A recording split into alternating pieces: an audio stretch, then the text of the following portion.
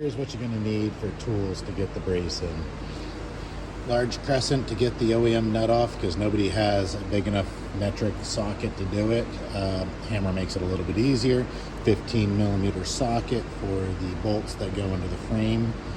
3/4 for the pillow block bearings. 1/8 inch Allen for the set screw. There. Loctite for the spud nut. Extra deep socket for the supplied nut, and obviously very important, torque wrench. Originally I did this video on a lift. I'm doing this one because it resonates a little bit more to the average garage driveway mechanic, like most of my customers. So real quickly, drop your sway bar off the frame, but keep the axle connected, all right? And use a jack stand to hold it in place and remove the nut.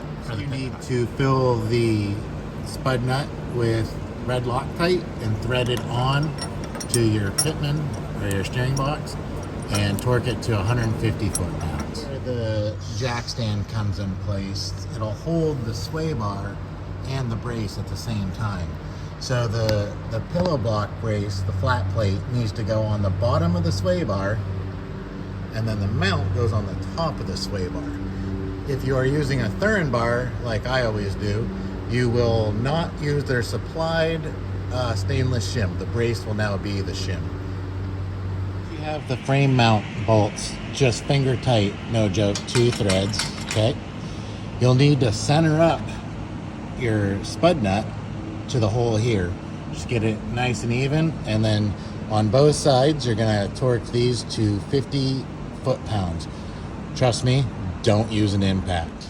Now you'll simply mount your pillow block bearing onto this spud nut using 75 foot-pounds on the 1/2 inch bolts, which is a 3/4 nut.